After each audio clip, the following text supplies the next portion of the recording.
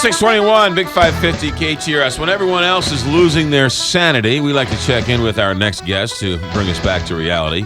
ABC News political analyst Trey Harden. Good morning, Trey Harden. Good morning, McGraw. I like that lead-in. That's a good one. I should start using that a little bit more. So, as you sit and watch the phenomenon known as Trump, what are your thoughts? Well, I mean, it's short-lived.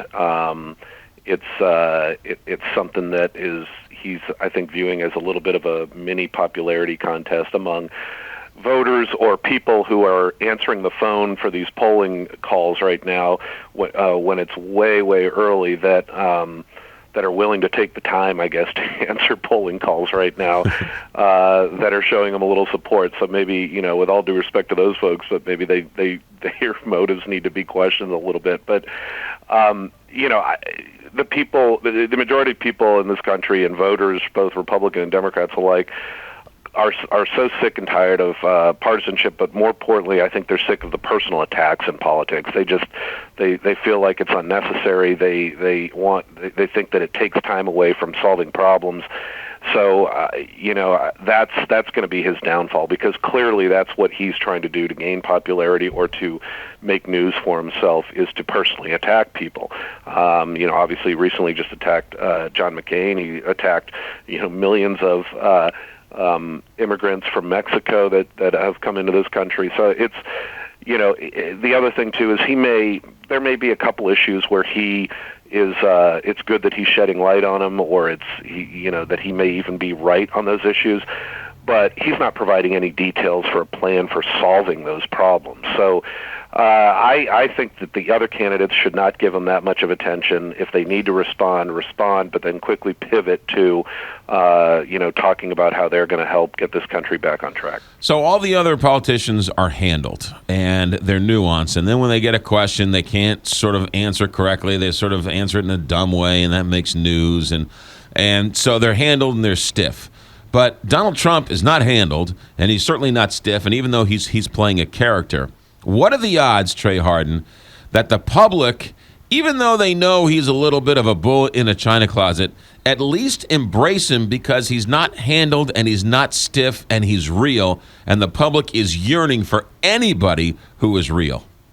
I think that there is a lot. I think for sure there's that's an important fact and it's very valid that the American public is sick and tired of kind of phony politicians or ones that are just giving talking points. So they want the straight talk. They want people to be up front with them and be willing to say maybe what other people are not.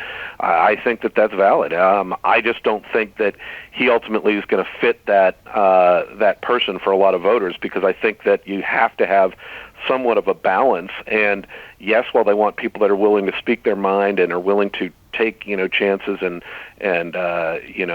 maybe give the hard truth or the brutal honesty, they still at the same time don't want someone that seems reckless or irresponsible or disrespectful or even disgraceful, I think is the appropriate word for him on some of these things. So I think you're very right about what the American people want. I just don't think they're going to find it in him. Yeah. Moving on, what are you thinking? What do you thoughts as you watch this Iran deal debate go on?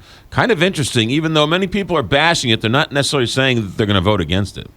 Yeah, I mean, because it's the devil is always in the details, but then politics also rules the day. And there are people that I think are trying to push to make the deal stronger, push to maybe get them back to the negotiating table. But when the rubber meets the road and a vote has to happen, there are elected officials that don't want to be on the wrong side of that vote if it's considered a popular vote, or if they vote against it, voters in their state or district or in the country are going to say, listen, isn't something better than nothing, or why aren't we, why are you voting against a plan that's going to, supposedly keep nuclear weapons out of the hands of a terrorist nation. So it ends up being a tough vote. But I got to tell you, hearing more and more about this deal and also seeing who was behind it, meaning our current president, I just have major concerns about it. I think that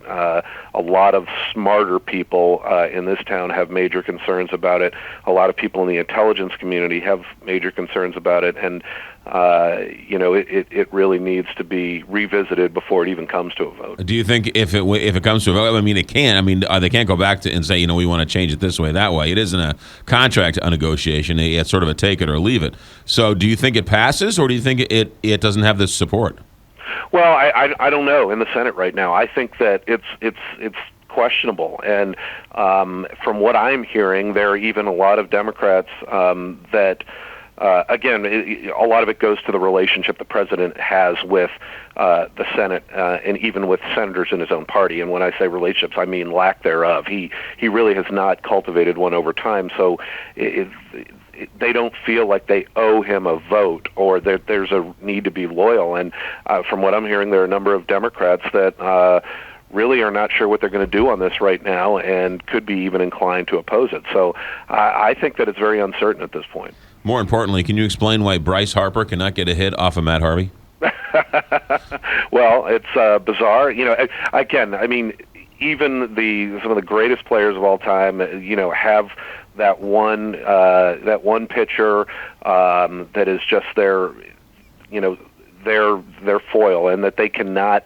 And I think it ends up almost being a mental thing with them. Even some of the best athletes have, things can get in their head, and clearly he's having a great season, but one pitcher has his number. But he did walk yesterday and helped contribute by scoring a couple runs. So if you can get a base that way, then that works. People also forget that it's really, really hard to hit a 97-mile-an-hour fastball. That's true. One of the hardest, if not the hardest things to do in sports, I think, in terms of some people say from a physics standpoint. So that and trying to explain Donald Trump, probably two of the hardest things to do in the world. Trey, have a good week. Thanks for checking in. Buddy. Thanks. Bye. 628 here, Big 550 KTRS. Walter Knoll Flores.